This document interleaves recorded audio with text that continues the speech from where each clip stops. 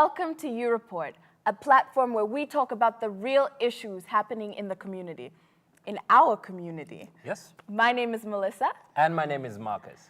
Today we are talking about the Youth Fund. The Youth Fund. Youth Fund. Yeah. And it's a really good thing we're talking about it, because when we did a poll, U-reporters said if they or anyone they know is applying for it, only 35% said that they knew somebody or they were applying for it. And we've also got a lot of interesting questions about the Youth Fund. Yes. We have Philip, for example, in Gulu, who says, what are the requirements of the Youth Fund? Yeah, good question. On the show this evening, we have some guests who are going to help us get more information and answer some of your questions about the Youth Fund. Yes, if you have questions on the Youth Fund, text them to U-Report and we'll try our best to answer them tonight. If you are already a U-Reporter, you can just text them to us. But if you want to become a U-Reporter, make sure you text JOIN to 8500 and then text us your questions or your comments and we'll be sure to answer them. Let's go see what our U-Reporters had to say about the Youth Fund. Yes. Me as a youth in Mubende, I've heard about the Youth Fund through U-Report and through fellow youths who have already heard about it. The Youth Fund was sent to us, the youth, to be able to help us set up businesses, to deal with the idleness among the youth, because many are on the streets doing nothing. So this Youth Fund was set up to help the youth to start up businesses. Even if small, it can grow into something big, and to deal with the poverty. Me as Salama from Kasese, I've never heard of Youth Fund, and I even don't know what it's all about. Yes, I have heard about the youth money, and I hope to get it, but I don't know the procedures. So I appeal to the government to come and sensitize people, especially people in Chenjojo and who are in the villages. For me, I've heard about the Youth Fund, and I wish to apply, but the problem is that when you apply, those people, they only consider whose daughter, whose son in our sub-county in most cases.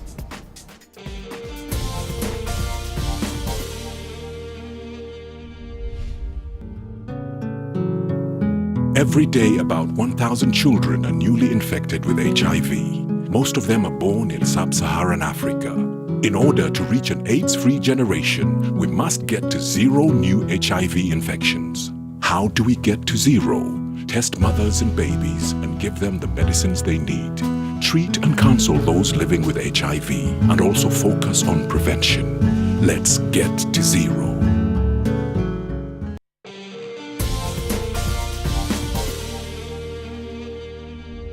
If you just joined us, this is Your Report, and we are talking about the Youth Fund on the show this week. Now, very, very interesting aspect of the show, which Melissa is going to tell you about this week, and it happens live as we talk about the Youth Fund today. And what is that, yes, Melissa?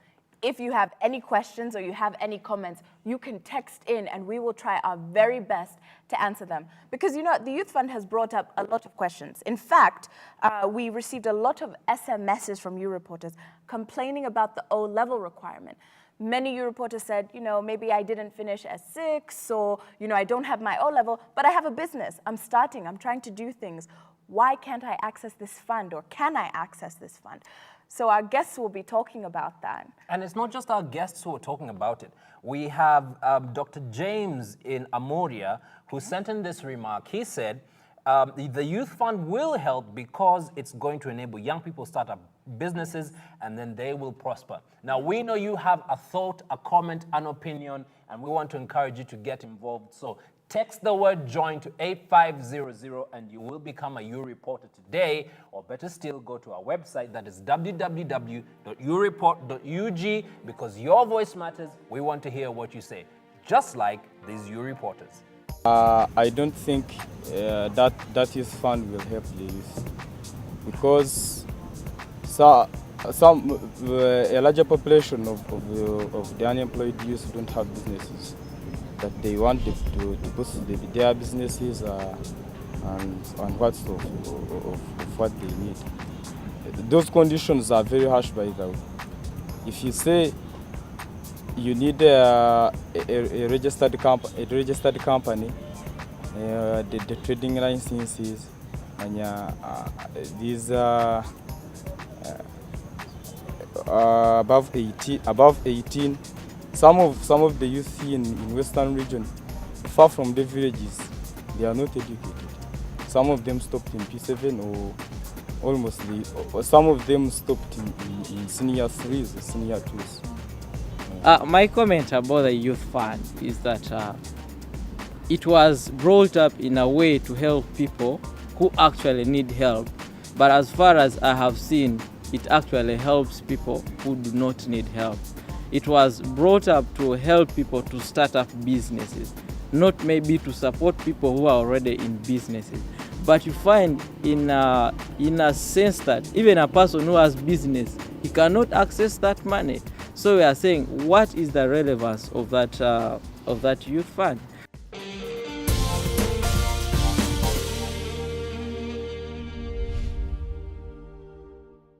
My name is Kumakechi Dennis. I'm 17 years old. I am totally blind, but my mind is not blind. Very many people are blind about the disabled. Me is the living example that disabled can do a lot. A blind person can use a computer, though he or she cannot see. I am moving together with the world because disability is not inability. It is not inability.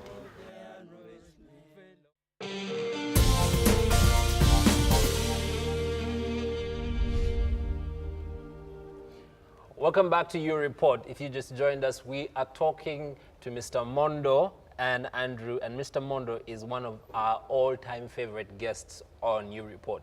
And we're thinking of giving him a permanent seat or just engraving his face, yes, his face and name on one of our U-Report mugs that we may have him in our hearts all the time. Mr. Mondo, for those who are watching for the first time and they've not seen you on the show, could you kindly tell them who you are, and then we'll move on to Andrew. Thank you, Marcus, for that introduction. I'm called Mondo Chateka. I work as Assistant Commissioner for Youth and Children Affairs in the Ministry of Gender, Labor and Social Development. My business is everything to do with the young people in Uganda, and those are all the people below the age of 30. Welcome. Welcome. And coincidentally, we've had Andrew on the show before, so Andrew, it's great to have you back. So also for those who are seeing you for the first time, a little something about yourself, and then we'll get right into tonight's discussion. Thank you very much, Marcus. I'm called Andrew Matovu, and I do development management for the Uganda Youth Convention. So I deal with advocacy on the youth platform. Welcome. Thank you very much. Welcome. So today we are talking about the Youth Fund, but for those that don't know what it is, can you explain what the Youth Fund is? I think that question is more appropriate for Mr. Mondo, who seems to be more of the policy expert. Okay. Could we refer to you as our resident expert on all that's concerning youth? Mr. Mondo, tell us about the Youth Fund. What is it? Interesting, interesting. Yeah, I have tried to explain this several times, but let me explain again. The Youth Fund is a fund that was announced during the budget speech of financial year 2011-2012. It's a fund basically meant to target young people for purposes of downgrading the wrath of poverty among the young people. It's a fund from which young people are meant to borrow money and be able to start their own businesses and therefore be able to employ themselves. We are aware that there are so many young people that are graduating from universities every year. When I was a young person, some people still think I'm a young person. I'm not. You still are. Hey, claim it. There was only one university, and that university was Makerere University. As I speak now, we have over 30 universities, and all these 30 universities are churning out young people into the labor market. The private sector and the public sector are not growing at the same pace. So one of the strategies that government has come up with is to establish a fund called the Youth Fund to enable the young people between the ages of 18 and 35 to borrow money at concessionary rates and be able to start their own businesses and therefore employ themselves, but also be able to employ other young people. Yeah. So it's part of the strategy of government of addressing the unemployment question. And by so doing, when you address the unemployment question, you're also addressing the poverty question. How do you fight poverty among the young people? We have some questions from some U-reporters in the field. Yeah. So 2 questions are kind of similar, so I'll just read them both. Samuel from Kitgum asks, I want to apply, but where to begin from despite requirements? If anybody knows, let me know. And then Philip from Gulu asks, What are Philip's question is, what are the requirements for one to access the youth fund? So both of them are asking the same question. about accessibility. The first one, you have to be Ugandan. This fund is meant for Ugandan youth. Marcos, now you're getting scared. Can we say what is Ugandan youth? Because I know you must Ugandan be in the diaspora, do you have to be born here? Can you, what If if your you've been parents- out for exactly. like 10 years and you come back? What does that mean? You must be a bona fide Ugandan, meaning that you must have something that shows that you're Ugandan, either a passport or a birth certificate or something that really shows you that you're Ugandan. Because this fund is meant for Ugandan youth. We know for sure that there are so many other youth from the neighboring countries who are here. But for purposes of this program, we are going to be a little bit selfish and say it's meant for Ugandan youth. So what else would they need apart from identification that they're citizens? They will need to be between 18 and 35 years. And again, the documents I've talked about, they can testify to that effect. They need to show where they reside, and that can be done through a letter from an LC or something of the sort. They also need to have started on some business of sorts, at least with a lifespan of about 3 months. Meaning that you are serious, you have started on something, but you are lacking money, and therefore, if you get somebody who can give you money at concessional rates, you are able to employ yourself and employ others. Well, we've got to go to a break. When we come back, we go to Andrew's questions. I'm curious to hear what questions he'd like to pose for Mr. Mondo. To you. I thought Andrew is here to answer questions. He's here to ask questions. I think he's as curious as we are. I deal with advocacy and he deals with policy, so definitely we can't float in the same boat. This is your report. We'll be right back after this. Don't go away. Thank you.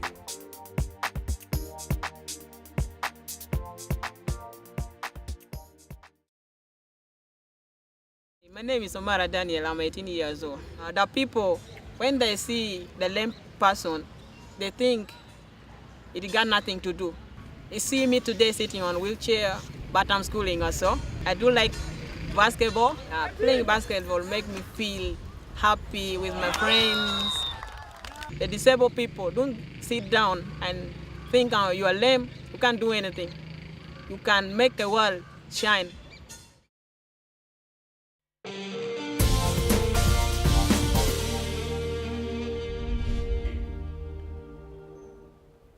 Welcome back to U-Report. My name is Melissa, and today we are talking to our 2 guests about the Youth Fund.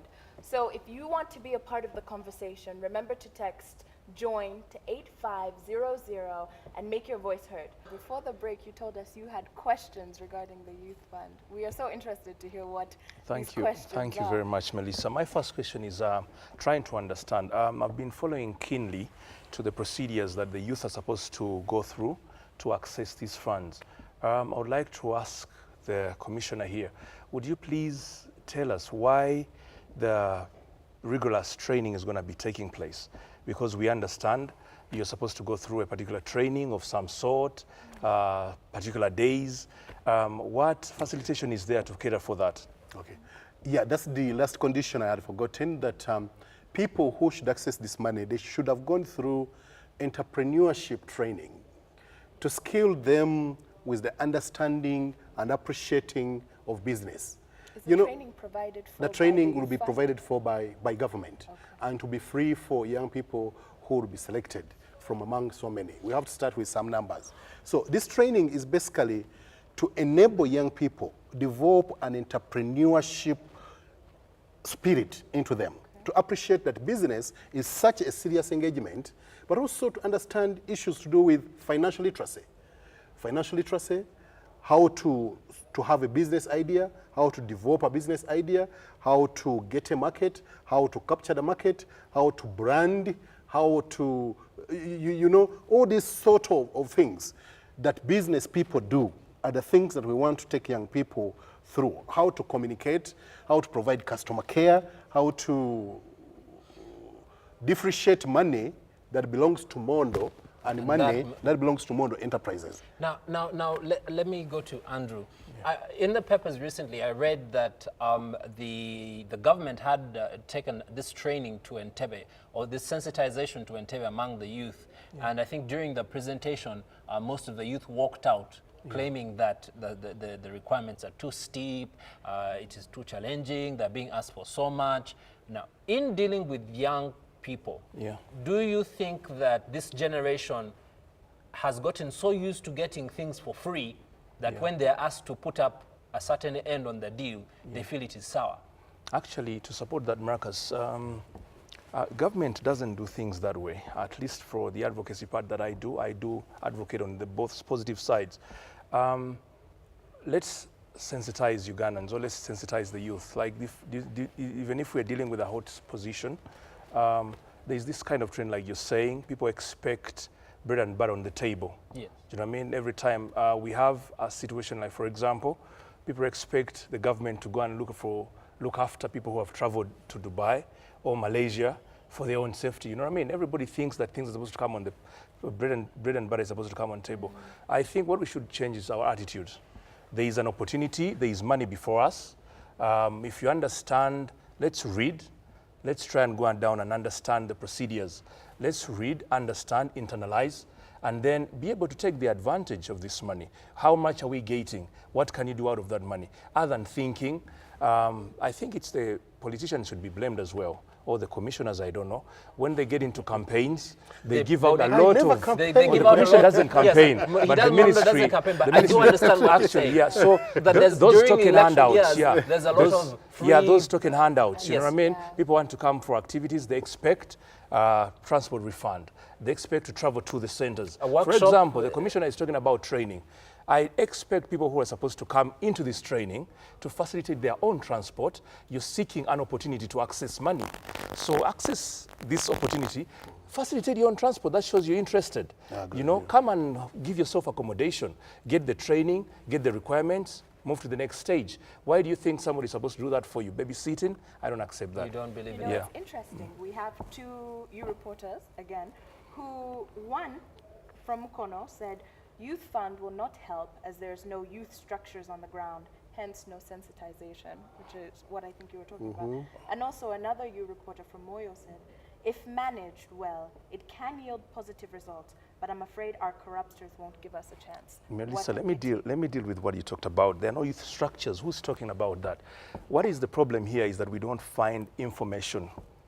Yeah, we don't find information. So we have the culture of blame, blame, blame, blame. So we don't find information. That's why we think there are no structures. There's a full ministry.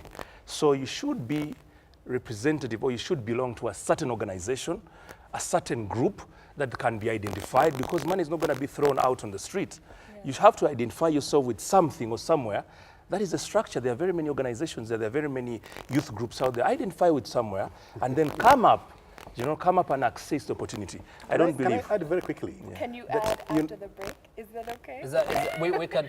We'll come back, we I also want to add at this point. So, but Melissa is in control right now, so we'd better pay attention to what she's saying. See, it's getting hot in here, which is good. We like that. So, if you want to get into this conversation, SMS join to 8500. We'll be right back. Thank you for watching. Thank you.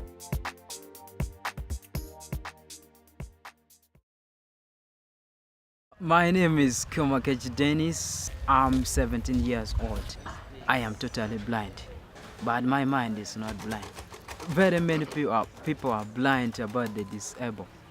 Me is the living example that disabled can do a lot. A blind person can use a computer, though he or she cannot see. I am moving together with the world, because disability is not inability. It is not inability.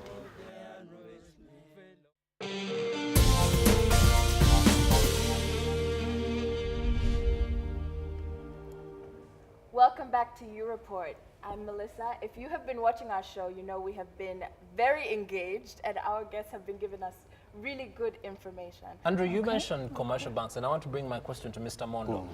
If in my sub-county there is no commercial bank, does that mean I don't have access to the youth fund?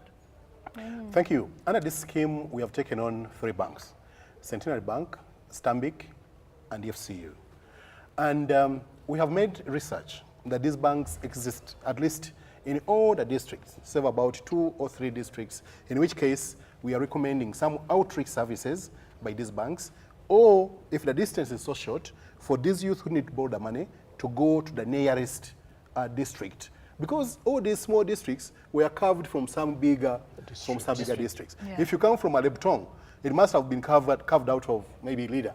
Yeah. So you'll go to Leader, you'll either find Centenary, or the FCU, or Stanbic, and you can access money from those banks. At least they're not asking you. They're not asking you to come to Kampala. They're not asking you to come to You Kampala. don't have to come to Kampala. Now, just help me understand this a lot better. Now, I have my requirements. Yeah. I have my 3 months experience. I've tried this thing out. Yeah. I'm willing to go.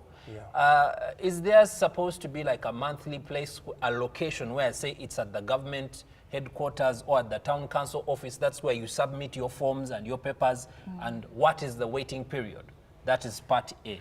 Part B. After I get the money, then what? Okay. Yeah, and how are you accountable for it? How do you make sure I don't just go to governor and drink it? Good. Exactly. So let's start with, where do you take your application? The application form is taken to the banks, the 3 banks I've mentioned. So you're actually you don't go to the AROC one, you don't go to anywhere. We have divested ourselves from administering money directly, because as government, we are not a banking institution, and our professionalism is not there. They are professionals in the banking industry. You borrow the money, they know how to assess your business, and they say, okay, Marcus, for your business, you are asking for 25 million, but you don't need the 25 million. So we are giving you 10. So just as a word of caution to the young people, no councillor, LC1 chairman should lie to you and say, I'm the one giving I'm the one, give me the forms, I will. No. When I read that story in the newspaper in Entebbe, the young people were complaining about a certificate. Now there's a lot of confusion. We're getting SMSs on U-report saying, I'm supposed to have an O-level certificate, but I didn't get it. And then some other people are saying it's not a certificate. So exactly what is this certificate that is required? Okay. Thank you. First of all, I want to clarify that as a ministry, we didn't organize the Entebbe meeting that you're talking about. Our trainings are going to come later, as I will later on inform everybody. But about the certificate, we are talking about a certificate. When we train you in entrepreneurship skills development, you'll be given a certificate to attest the fact that you have got a dosage of how to become a business person. There was, at the beginning of this program, an O-level requirement. The O-level requirement has since been scrapped. You don't need the O-level certificate to get the money. People shouted and they said this is being discriminative, but our argument had been that no jacket fits all.